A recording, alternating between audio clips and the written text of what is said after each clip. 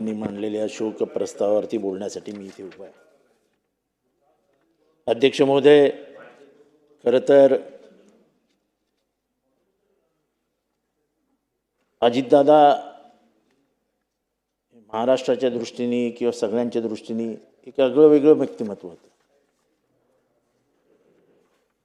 पण हा माणूस मनातनं अतिशय सेंटिमेंटल आणि इमोशनल होता.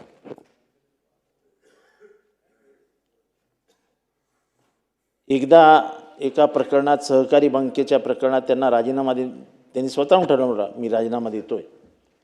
मी बरोबर होतो, आम्ही दोघं राजीनामा द्यायला गेलो आणि राजीनामा देत असताना त्यांच्या डोळ्यात आलेले अश्रू आणि त्यांनी माझा पकडलेला हात, ही गोष्ट मी कधीही विसरू शकत नाही.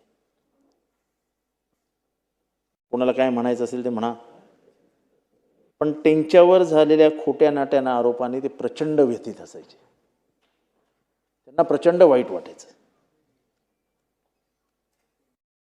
आणि 2000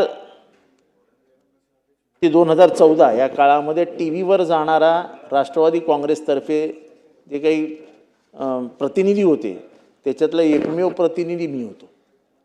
त्याच्यामुळे दादोजी कोंडदेव प्रकरणात त्यांच्यावर झालेला आरोप, 70,000 कोटीवर त्यांच्यावर झालेला आरोप, एखादा शब्द तोंडातनं निघून गेला म्हणून झालेला आरोप, ह्या सगळ्याचा डिफेन्स करण्यासाठी मी टी व्हीवर जायचो. आणि त्याच्यानंतर ते डिफेन्स व्यवस्थित झालेत हे सांगण्यासाठी रात्री त्यांचा फोन यायचा.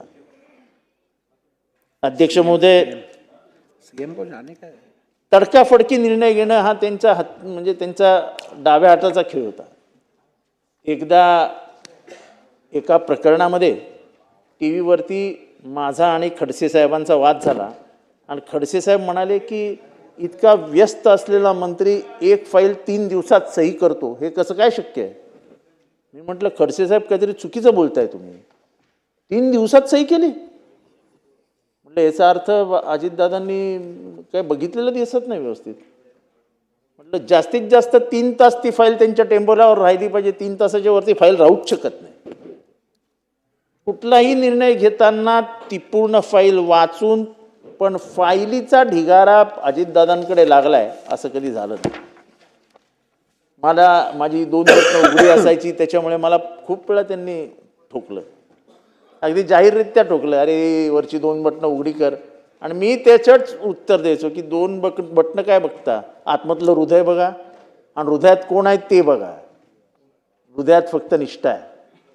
त्यामुळे अजितदादांचं आणि माझं स्पष्टपणाने सांगायचं झालं तर 2019 नंतर थोडंसं वितुष्ट आलं, पण ते वितुष्ट निष्ठेने आलं. माझं व्यक्तिगत त्यांच्या विरुद्ध काहीच नव्हतं.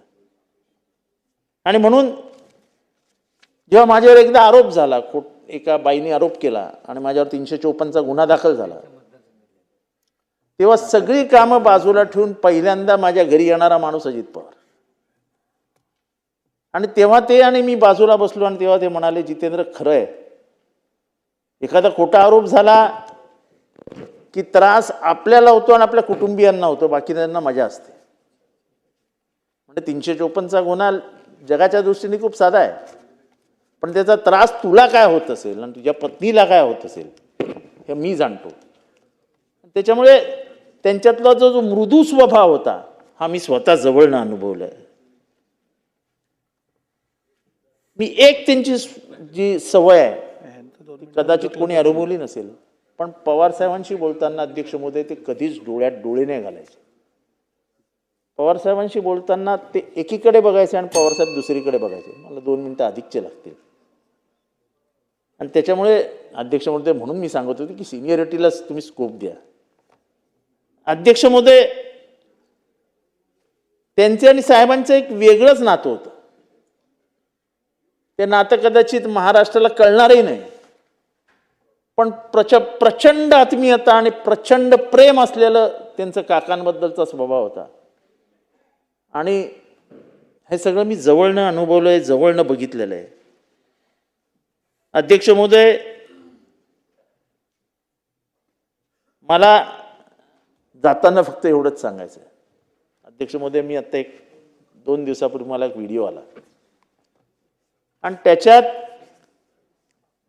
मकर संक्रांतीच्या निमित्ताने तिळगुळ देण्याची गोष्ट निघाली आणि त्यांना एका जाहीर कार्यक्रमात झी टी व्हीचा कुठला तरी कार्यक्रम असतो, हवा योद्धा किंवा कुठला तरी कार्यक्रम होता, त्याच्यात विचारलं की दादा तिळगुळ द्यायचा आहे तर तो तिळगुळ तुम्ही कोणाला द्याल? तर त्यांनी मिश्किलपणाने उत्तर दिलं, माझं नाव नाही घेतलं, मला हे तिळगुळ ठाण्याला पाठवा. दादा आज तुम्ही नाही, खरं तर मनात कधीच असं नव्हतं की काही वाईट बोलावं, पण काही प्रसंग असे आले ज्याच्यात काही भूमिका तुम्ही घेतल्या, काही भूमिका मी घेतल्या, पण त्या कधीच व्यक्तिगत नव्हत्या, त्या एका विचारधारातनं आलेल्या होत्या, त्या एका भूमिकेतनं आलेल्या होत्या. तुमचं मन दुखवावं आणि तुमचं मन दुःखी झालं असेल तर तो काळ तसा होता, ती वेळ तशी होती. पण तुमच्या त्याच तिळगुळ ठाण्याला पाठवा हे जेव्हा मी ऐकलं, जर तुमच्या मनाला कुठली गोष्ट वाईट वाटली असेल तर दादा आज मरणानंतर तुम्ही मला माफ करू शकणार नाही, पण एक माणुसकीच्या नात्याने माझ्या मनातल्या भावना जाहीररित्या महाराष्ट्रासमोर व्यक्त करत असताना मी एवढंच म्हणेन, दादा माफ करा, चुकलं असेल, बोलण्याच्या नादात मीही काही वेगळं बोलून गेलो असेल, पण तुमचं हे म्हणणं की तिळगुळ ठाण्याला पाठवा, होय दादा याच्यापुढे तुमच्याबद्दल वाईट बोलण्याचं काय कारणच नाही. का उभा महाराष्ट्र लढतोय, उभा महाराष्ट्राच्या डोळ्यात पाणी आहे. आज या संपूर्ण सभागृहातली झालेली भाषणं ऐकल्यानंतर तुमच्यातला मोठेपणा हा काय वेगळा सांगायला नको, पण महाराष्ट्राची मोठी हानी झाली ही शब्दातनं व्यक्त करू शकणार नाही, शब्दातनं व्यक्त होईल पण ती भरून निघणार नाही. महाराष्ट्राने एक विलासराव गमावले, महाराष्ट्रातने गोपीनाथराव गमावले, महाराष्ट्रातने आरारावा गमावले आणि महाराष्ट्राने अजितदादा गमावले. महाराष्ट्राने मोठा नेता गमावला. ज्याला महाराष्ट्राच्या भविष्याची चिंता होती. महाराष्ट्राची झालेली हानी कधीही भरून निघणार नाही. अजितदादा, माझ्या म्हणजे तुमचं जे तिळगुळाचं ऐकल्यानंतर